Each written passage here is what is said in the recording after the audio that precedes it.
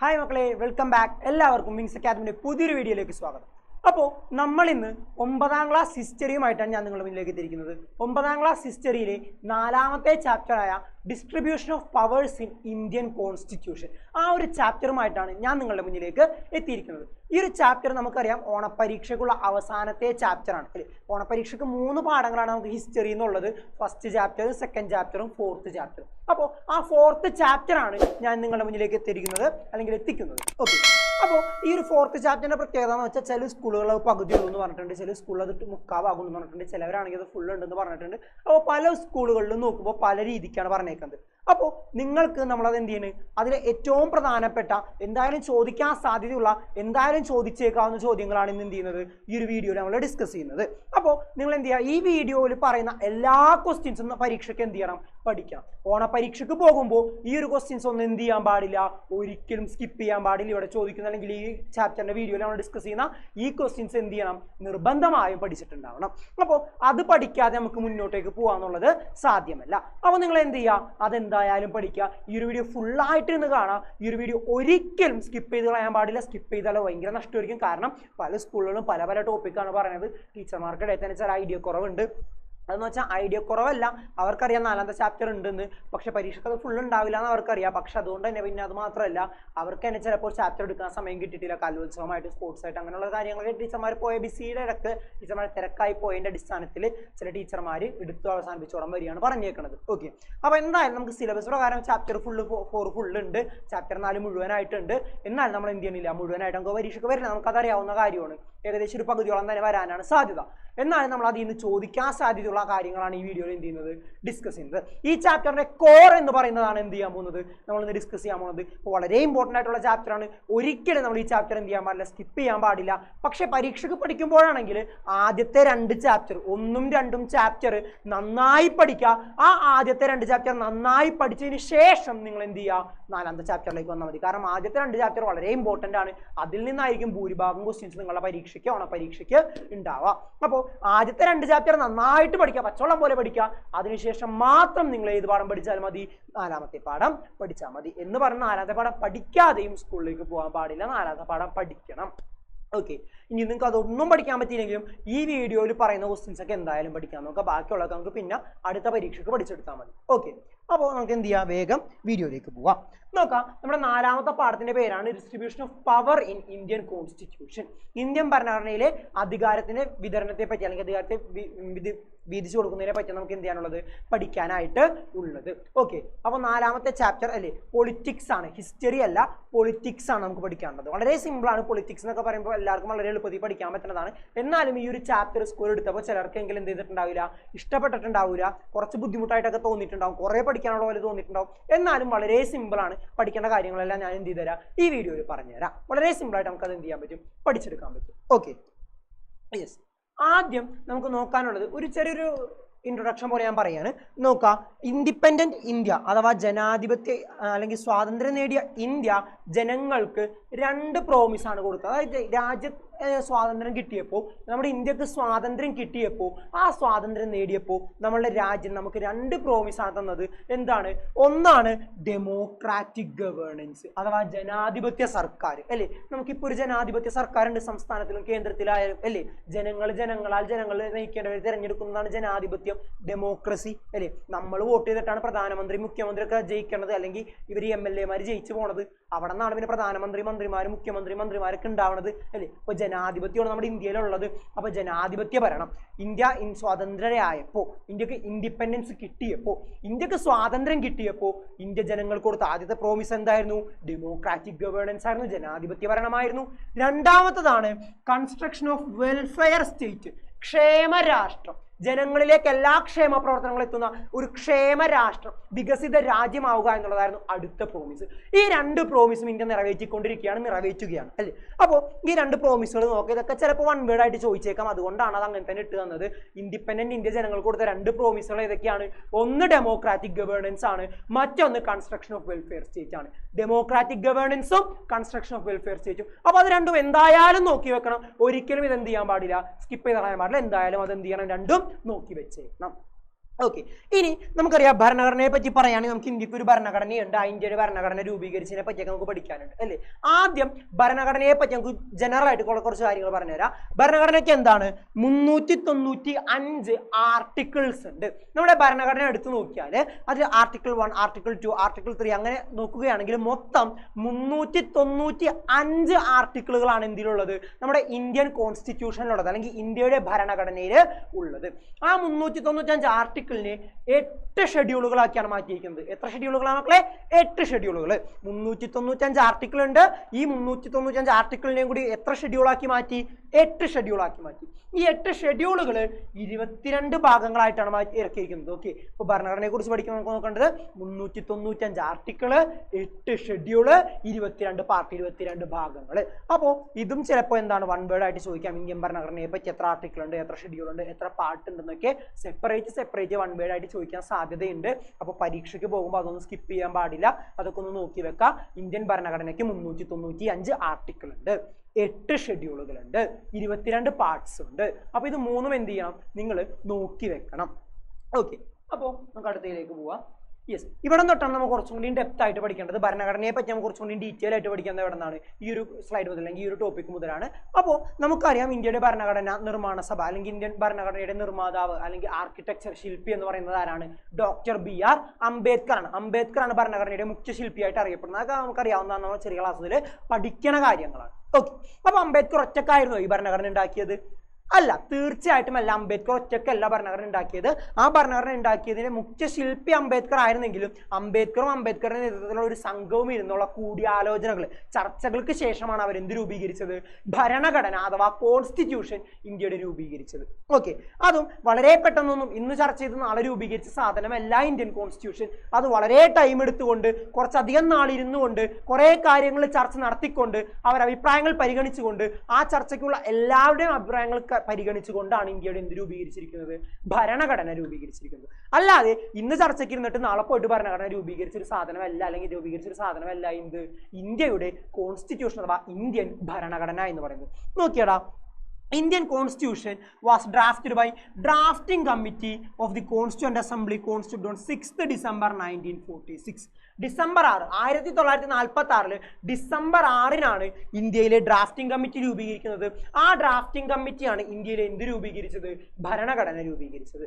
നോക്കാം ഇനി. The recommendation of the which was lasted 2 years 11 months and 17 days. നിങ്ങൾ മനസ്സിലാക്കേണ്ട കാര്യം, ഭരണഘടന രൂപീകരിക്കാൻ എടുത്ത സമയം 2 വർഷം 11 മാസം 17 ദിവസം. നമ്മുടെ ഇന്ത്യയിലെ ഭരണഘടന രൂപീകരിക്കാൻ എത്ര വർഷം എടുത്തു മക്കളെ? 2 വർഷവും 11 മാസവും 17 ദിവസവും എടുത്തിട്ടാണ് ഇന്ത്യയിലെ ഭരണഘടന രൂപീകരിച്ചിരിക്കുന്നത്. അങ്ങനെ അത്രയും നീണ്ട കാലയളവ് കൊണ്ട് രൂപീകരിച്ച ഒരു സാധനമാണ് ഇന്ത്യയുടെ കോൺസ്റ്റിറ്റ്യൂഷൻ അഥവാ ഇന്ത്യൻ ഭരണഘടന എന്ന് പറയുന്നത്. അത്രയും കാലങ്ങൾ എടുത്തുകൊണ്ട് പണിത ഈ ഭരണഘടന അല്ലെങ്കിൽ നിർമ്മിച്ച ഈ ഭരണഘടനയാണ് നമ്മുടെ ഇന്ത്യയെ ഇന്നും ഒരു ജനാധിപത്യ രാജ്യമായിട്ട് നിലനിർത്തുന്നത്. അപ്പോൾ അത്രയും കാലങ്ങൾ എടുത്തുകൊണ്ട് അത്രയും വിശദമായ ചർച്ചകൾ ചെയ്തുകൊണ്ടാണ് ഇന്ത്യയിലെ ഭരണഘടന എന്ത് ചെയ്തിരിക്കുന്നത്? രൂപീകരിച്ചിരിക്കുന്നത്. അപ്പോൾ അതൊന്ന് ചോദിക്കാൻ സാധ്യതയുണ്ട്. വൺ വേർഡുകൾ നമ്മൾ പ്രതീക്ഷിക്കണം. ഈ ഒരു ചാപ്റ്ററിൽ വൺ വേർഡുകൾ എങ്ങനെ വേണമെങ്കിലും ചോദിക്കാം. അതുകൊണ്ട് അതൊന്നും നോക്കി വെക്കാം. ഇന്ത്യയിലെ ഭരണഘടന രൂപീകരിച്ചത് എത്ര വർഷം എടുത്തിട്ടാ? 2 വർഷം 11 മാസം 17 ദിവസം. 2 വർഷം 11 മാസം 17 ദിവസം എടുത്തിട്ടാണ് ഇന്ത്യയിലെ കോൺസ്റ്റിറ്റ്യൂഷൻ അഥവാ ഇന്ത്യയിലെ ഭരണഘടന രൂപീകരിച്ചത്. നോക്കിയേ, ഡിസംബർ 9, 1946 നിന്ന്. ഓക്കെ, ഡിസംബർ 6, 1946 രൂപീകരിച്ചെങ്കിലും ഡിസംബർ 9 ഇവർ ചർച്ചകളിലേക്ക് കടന്നത്. ഓക്കെ, 6-ാം തീയതി സമിതി രൂപീകരിക്കുന്നു, 9-ാം തീയതി മുതൽ അവർ ചർച്ച ചെയ്യുന്നു. അങ്ങനെ ഡിസംബർ 9 തുടങ്ങിയ ചർച്ച അവസാനിച്ചതെന്നാണ് 2 വർഷം 11 മാസം 17 ദിവസം കഴിഞ്ഞ് നവംബർ 26, 1949 നവംബർ 26 ഇന്ത്യയിലെ ഭരണഘടന പണി പൂർത്തിയായി ഇറങ്ങിയത്. ഓക്കെ, അപ്പൊ ഇന്ത്യയിലെ ഭരണഘടന പണി പൂർത്തിയായി ഇറങ്ങിയെന്ന് വെച്ചാൽ ഉദ്ദേശം എന്താണ്? ഭരണഘടന രൂപീകരിച്ച് കഴിഞ്ഞത് എന്നാണ് 26 നവംബറിലാണ്. 1949 നവംബർ 26 ഇന്ത്യയിലെ ഭരണഘടന രൂപീകരിച്ച് കഴിഞ്ഞത്. ഓക്കെ, അപ്പൊ ഇത്രയും മനസ്സിലായി എന്ന് വിചാരിക്കുന്നു. നമ്മൾ ഇത്രയും പറഞ്ഞ കുറച്ച് കാര്യങ്ങളെ പറഞ്ഞിട്ടുള്ളൂ. ഇന്ത്യയിലെ ഭരണഘടന രൂപീകരിച്ചത് ഡ്രാഫ്റ്റിംഗ് കമ്മിറ്റിയാണ്. ഡിസംബർ 6, 1946 ഡ്രാഫ്റ്റിംഗ് കമ്മിറ്റി നിലവിൽ വന്നത്. ഭരണഘടന രൂപീകരിച്ചത് 2 വർഷം 11 മാസം 17 ദിവസം കാലയളവ് കൊണ്ടാണ്. ഡിസംബർ 9, 1946 ഭരണഘടന രൂപീകരണ സമിതി ചർച്ചയിലേക്ക് കടന്നത്. ഇന്ത്യയിലെ ഭരണഘടന ഔദ്യോഗികമായി അഡോപ്റ്റ് ചെയ്തത്, രൂപീകരിച്ച് കഴിഞ്ഞത് നവംബർ 26, 1949. Okay, yes. ഇനി നിങ്ങൾ ടെക്സ്റ്റ് ബുക്കിലേക്ക് നോക്കിയാൽ കാണാൻ പറ്റും ഒരുപാട് കാര്യങ്ങൾ. ഫീച്ചേഴ്സ് ഓഫ് ദി കോൺസ്റ്റിറ്റ്യൂഷൻ, ഭരണഘടനയുടെ സവിശേഷത എന്ന് പറഞ്ഞുകൊണ്ട് നിങ്ങൾക്ക് ഒരുപാട് കാര്യങ്ങൾ, ഒരു 9 പോയിന്റുകൾ കാണാൻ പറ്റും. അത് നിങ്ങൾക്ക് പഠിക്കുമ്പോൾ തന്നെ അതായിരിക്കും നിങ്ങൾക്ക് ഏറ്റവും കൂടുതൽ ബുദ്ധിമുട്ടായിട്ട് തോന്നിയ ഒരു ഭാഗം. അത് കാണുമ്പോൾ തന്നെ നിങ്ങൾക്ക് ഇത് ഇങ്ങനെ പഠിക്കുന്നതായിരിക്കും നിങ്ങൾക്ക് മനസ്സിലേക്ക് വന്നിട്ടുണ്ടാവുക അല്ലേ. വളരെ സിമ്പിൾ ആണ്. ഞാൻ അതിൻ്റെ ലെഫ്റ്റ് സൈഡിലും റൈറ്റ് സൈഡിലായിട്ടാണ് നിങ്ങൾക്ക് ടെക്സ്റ്റ് ബുക്കിൽ തന്നേക്കുന്നത്. ഞാൻ എൻ്റെ ലെഫ്റ്റ് സൈഡിലുള്ള കുറച്ച് കാര്യങ്ങൾ തന്നിട്ടുണ്ട്. നമുക്കതൊരു 6 മാർക്കിന് വരെയും ചോദിക്കാനുള്ള സാധ്യത നമ്മൾ കാണണം. അതുകൊണ്ട് ഒരു 6 പോയിന്റ് നിങ്ങൾ നിർബന്ധമായിട്ടും പഠിക്കണം. ഓക്കെ, ലെഫ്റ്റ് സൈഡും റൈറ്റ് സൈഡും നിങ്ങൾ പഠിക്കണം. ഓക്കെ, ഒരെണ്ണം മാത്രം പഠിച്ചുകൊണ്ട് കാര്യമില്ല, ലെഫ്റ്റ് സൈഡും പഠിക്കണം, റൈറ്റ് സൈഡും പഠിക്കണം. ഓക്കെ, അപ്പോൾ ഫീച്ചേഴ്സ് ഓഫ് കോൺസ്റ്റിറ്റ്യൂഷൻ, ഞാനിവിടെ ലെഫ്റ്റ് സൈഡ് മാത്രമേ തന്നിട്ടുള്ളൂ, റൈറ്റ് സൈഡ് ഞാൻ നിങ്ങളോട് പറയും. അപ്പോൾ അതെന്ത് ചെയ്യുക, ടെക്സ്റ്റ് ബുക്കിൽ എഴുതിയെടുക്കുക. നിങ്ങളുടെ ടെക്സ്റ്റ് ബുക്കിൽ തന്നേക്കണ പോലെ തന്നെ എഴുതണം എന്നില്ല.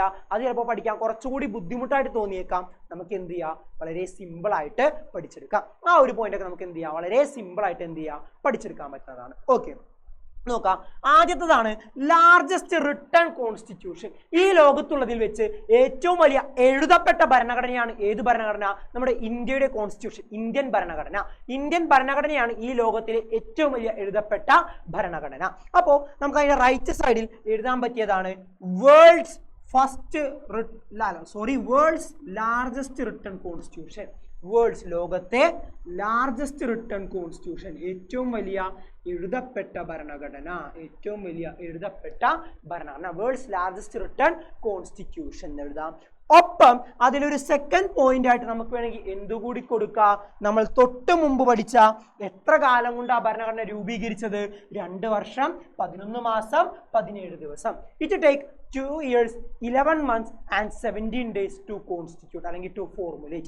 ഇന്ത്യൻ ഭരണഘടന രൂപീകരിക്കാൻ 2 വർഷം 11 മാസം 17 ദിവസം എടുത്തു എന്നുള്ളത് കൂടി നമുക്ക് എന്ത് ചെയ്യാം, അതിൽ സെക്കൻഡ് പോയിന്റ് ആയിട്ട് കൊടുക്കാം. അപ്പോൾ നിങ്ങൾ ശ്രദ്ധിക്കുക, ഇന്ത്യയുടെ കോൺസ്റ്റിറ്റ്യൂഷൻ ലാർജസ്റ്റ് റിട്ടൺ കോൺസ്റ്റിറ്റ്യൂഷൻ എന്നുള്ള പോയിന്റ് എഴുതുമ്പോൾ അതിന്റെ റൈറ്റ് സൈഡിൽ തന്നെ എന്തെഴുതണം, ഈ ലോകത്തെ ഏറ്റവും വലിയ എഴുതപ്പെട്ട ഭരണഘടനയാണെന്ന് എഴുതണം. അതുപോലെ തന്നെ ഭരണഘടന രൂപീകരിക്കാൻ 2 വർഷവും 11 മാസവും 17 ദിവസവും എടുത്തു എന്നുള്ള കാര്യം കൂടി നിങ്ങൾ എന്ത് ചെയ്യണം, അതിനോടൊപ്പം തന്നെ എഴുതി വെക്കണം. ഓക്കെ, അടുത്തതാണ് പാർലമെന്ററി ഡെമോക്രസി. നമുക്കറിയാം ഇന്ത്യയിൽ പാർലമെന്ററി വ്യവസ്ഥയാണുള്ളത്. ഇന്ത്യയിൽ നിലനിൽക്കുന്നത് പാർലമെന്ററി സംവിധാനമാണ്. ഈ പാർലമെന്ററി സംവിധാനത്തിൽ നമുക്കറിയാം ജനങ്ങൾ വോട്ടെടുപ്പിലൂടെയാണ് നമ്മുടെ അധികാരികൾ അല്ലെങ്കിൽ MLA മാരെ ആയാലും MP മാരെ ആയാലും തെരഞ്ഞെടുക്കുന്നത്.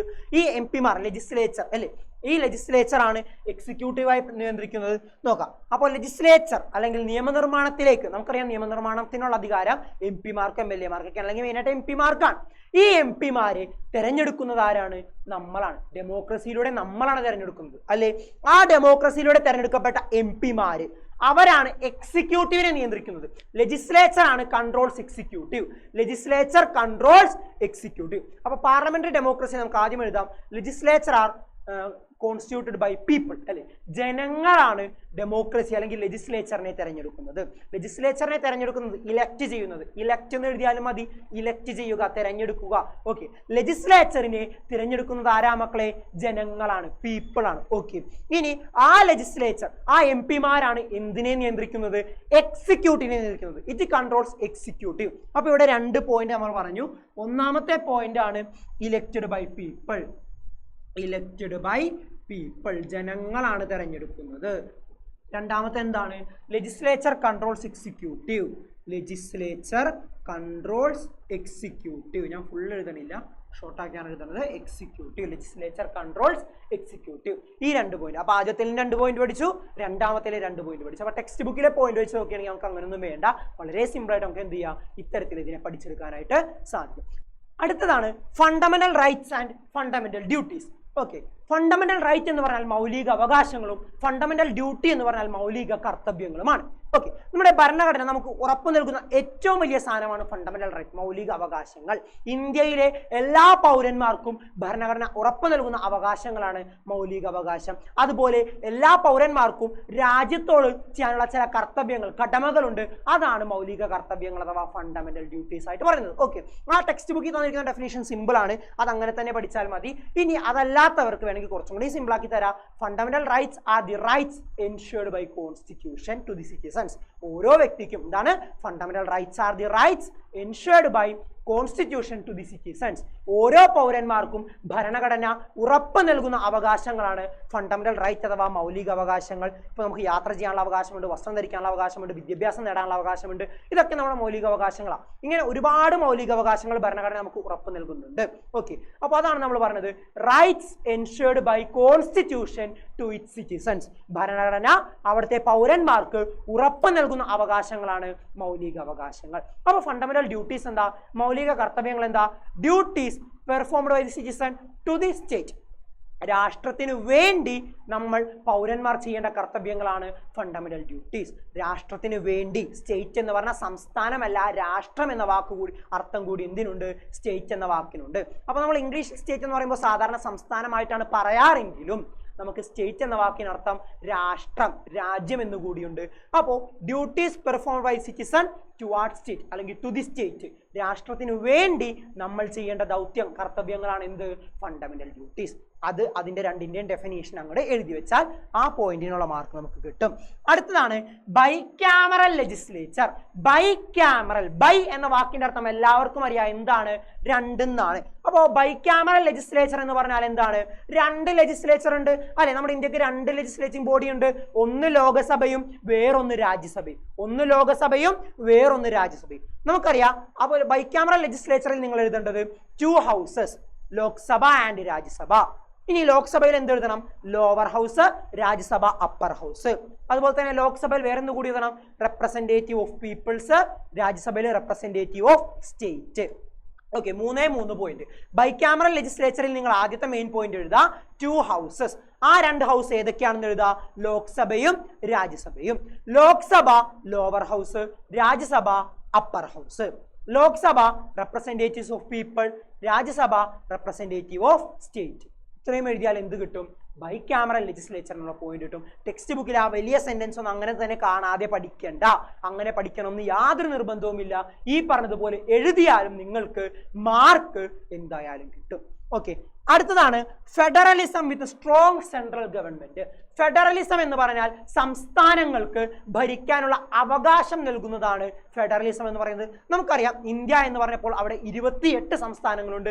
ഈ 28 സംസ്ഥാനങ്ങൾക്കും സ്വന്തമായി സർക്കാരുകളുണ്ട്, ഭരിക്കാനുള്ള അവകാശമുണ്ട്. ആ അവകാശത്തെയാണ് ഫെഡറലിസം എന്ന് പറയുന്നത്. ഓക്കെ, അപ്പോൾ ആ ഫെഡറലിസം ഉറപ്പ് നൽകുന്നുണ്ട് ഭരണഘടന. പക്ഷേ അതിനെല്ലാത്തിനും മീതെയായിട്ട് ആര് വരുന്നുണ്ട്? സെൻട്രൽ ഗവൺമെന്റ് വരുന്നുണ്ട്, കേന്ദ്ര സർക്കാർ വരുന്നുണ്ട്. അപ്പോൾ ഫെഡറലിസം വിത്ത് സ്ട്രോങ് സെൻട്രൽ ഗവൺമെന്റ് എന്ന് പറഞ്ഞാൽ എന്താണ്? ഫെഡറലിസം ഉറപ്പ് നൽകുന്നുണ്ട്, അതായത് സംസ്ഥാനങ്ങൾക്ക് ഭരിക്കാനുള്ള അവകാശം ഭരണഘടന ഉറപ്പ് നൽകുന്നുണ്ട്. എങ്കിലും നമുക്ക് അതിനെ നിയന്ത്രിക്കാൻ ആരുണ്ടാകും? അതിന്റെ മുകളിൽ സെൻട്രൽ ഗവൺമെന്റ് ഉണ്ടാകും, കേന്ദ്ര സർക്കാർ ഉണ്ടാകും. ഓക്കെ, അപ്പോൾ ഫെഡറലിസം എന്ന് പറഞ്ഞാൽ നിങ്ങൾ എഴുതുക ദ റൈറ്റ് ടു ഗിവ് അല്ലെങ്കിൽ right to divide power between central and state. കേന്ദ്ര സർക്കാരിനും സംസ്ഥാന സർക്കാരിനും ഇടയിലുള്ള അധികാര വിതരണത്തെയാണ് ഫെഡറലിസം എന്ന് പറയുന്നത്. Central government has an upper hand. കേന്ദ്ര സർക്കാരിനാണ് അതിലെന്ത്? ഒരു അപ്പർ ഹാൻഡ് ഉള്ളത്, അതിലൊരു മുൻതൂക്കമുള്ളത്. അതിനെ തലവനായിട്ട് അല്ലെങ്കിൽ നിയന്ത്രിക്കാനുള്ള അധികാരം, ഫെഡറലിസ്റ്റ് നിയന്ത്രിക്കാനുള്ള അധികാരമുള്ളത് ആർക്കാ? കേന്ദ്ര സർക്കാരിനാണ്, സെൻട്രൽ ഗവൺമെന്റിനാണ്. ഓക്കെ, അടുത്തതാണ് ഇൻഡിപെൻഡന്റ് ആൻഡ് ഇംപാർഷ്യൽ ജുഡീഷ്യറി. സ്വതന്ത്രവും നീതിയുക്തമായ ഒരു നീതിന്യായ സംവിധാനം വേണം അല്ലേ? അപ്പോൾ നമുക്കറിയാം എക്സിക്യൂട്ടീവിനും ലെജിസ്ലേച്ചറും മീതെ വരുന്ന ഒരു സാധനമാണ് ഇത് ജുഡീഷ്യറി അല്ലേ? അപ്പോൾ ആ ജുഡീഷ്യറി ഇൻഡിപെൻഡന്റ് ആയിരിക്കണം. ഇൻഡിപെൻഡന്റ് ജുഡീഷ്യറി ഉണ്ടെങ്കിൽ മാത്രമേ ഭരണഘടനയായി തന്നെ നിലനിൽക്കുള്ളൂ. അല്ലെങ്കിൽ ജുഡീഷ്യറി ബയസ് ചെയ്യപ്പെട്ടാൽ, ജുഡീഷ്യറി വ്യതിചലിക്കപ്പെട്ടാൽ, ജുഡീഷ്യറി സ്വാതന്ത്ര്യമില്ലാതെ ആർക്കെങ്കിലും വേണ്ടി പ്രവർത്തിച്ചാൽ ഭരണഘടനയെ പല മാറ്റങ്ങളും കൊണ്ടുവന്ന് രാജ്യത്തിന്റെ അടിസ്ഥാന തത്വങ്ങളെ തന്നെ ഇല്ലാതാക്കാൻ ആർക്ക് വേണമെങ്കിലും സാധിക്കും. അതുകൊണ്ട് തന്നെയാണ് ഭരണഘടനയിൽ എന്ത് പറഞ്ഞിരിക്കുന്നത്?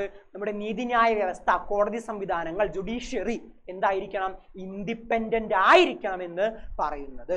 ഓക്കെ, വളരെ സിമ്പിൾ ആണ്. അതൊക്കെ മനസ്സിലാക്കി വെച്ച് എഴുതാൻ പറ്റിയ കാര്യങ്ങളാണ്. ഇത്രയും കാര്യങ്ങളാണെന്ന് പഠിക്കുക. ടെക്സ്റ്റ് ബുക്കിൽ കാണുന്ന അതേ സെന്റൻസിനെ കാണാൻ പാഠം പഠിച്ച് നിങ്ങൾ സമയം കളയണ്ട. നിങ്ങൾ ഇതുപോലെ മനസ്സിലാക്കി സിമ്പിൾ ആയിട്ട് എഴുതിയാൽ തന്നെ നിങ്ങൾക്ക് സ്കൂളിൽ മാർക്ക് കിട്ടും. ഓക്കെ, അപ്പോൾ ടെക്സ്റ്റ് ബുക്കിലുള്ള അതേപോലെ തന്നെ പഠിക്കണം എന്നില്ല. ഈ പറഞ്ഞതുപോലെ ഷോർട്ട് ആക്കിയുള്ള പോയിന്റ് എന്ത് ചെയ്യുക? ടെക്സ്റ്റിന്റെ സൈഡിൽ എഴുതി വെക്കുക, പഠിക്കുക. 6 പോയിന്റ് പഠിച്ചാൽ മതി. 6 മാർക്കിനായിരിക്കും കൂടിപ്പോയാൽ ചോദിക്കുക. സിമ്പിൾ ആയിട്ട് നമുക്ക് മാർക്ക് മേടിച്ചെടുക്കാൻ പറ്റും. ഓക്കെ, അപ്പൊ ഇതെല്ലാമാണ് നമ്മുടെ എന്തെന്ന് പറയുന്നത് ഫീച്ചേഴ്സ് ഓഫ് ഇന്ത്യൻ കോൺസ്റ്റിറ്റ്യൂഷൻ എന്ന് പറയുന്നത്. യെസ്, നമ്മൾ നേരത്തെ പറഞ്ഞ ഫെഡറലിസം ആണ് ഇപ്പോൾ വീണ്ടും ഡിസ്കസ് ചെയ്യാൻ പോകുന്നത്. എന്താണ് ഫെഡറലിസം? നമ്മൾ പറഞ്ഞു ഫെഡറലിസം എന്ന് പറഞ്ഞാൽ എന്താണ്, രണ്ട് ലെവലിൽ എന്താണ് ഭരിക്കുന്നു, കേന്ദ്ര സർക്കാരും സംസ്ഥാന സർക്കാരും. അതാണ് ഫെഡറലിസം എന്ന് പറയുന്നത് അല്ലേ. ആ ഒരു ഡെഫിനേഷൻ നമുക്ക് നോക്കാം. It is A system of administration in which power is divided between two levels of government on the basis of constitution. ഭരണഘടനയുടെ അടിസ്ഥാനത്തിൽ, ഭരണഘടനാ പ്രകാരം ഭരണത്തെ അല്ലെങ്കിൽ പവർ, അധികാരത്തെ രണ്ട് ലെവലിലായി വീതിച്ചിരിക്കുന്നു, വിതരണം ചെയ്തിരിക്കുന്നു, ഡിവൈഡ് ചെയ്തിരിക്കുന്നു. അതിനെയാണ് എന്ത് വിളിക്കുന്നത്, ഫെഡറലിസം എന്ന് വിളിക്കുന്നത്. അതിനെയാണ് മക്കളെ എന്ത് വിളിക്കുന്നത്, ഫെഡറലിസം എന്ന് വിളിക്കുന്നത്. ഓക്കെ, അപ്പോൾ എന്താ ഫെഡറലിസം? ഫെഡറലിസം എന്താണെന്നാ പറഞ്ഞത്, അധികാരം, power is divided between two levels of government. ഇത്രയും എഴുതിയാലും മതി. Power is divided between two levels of government.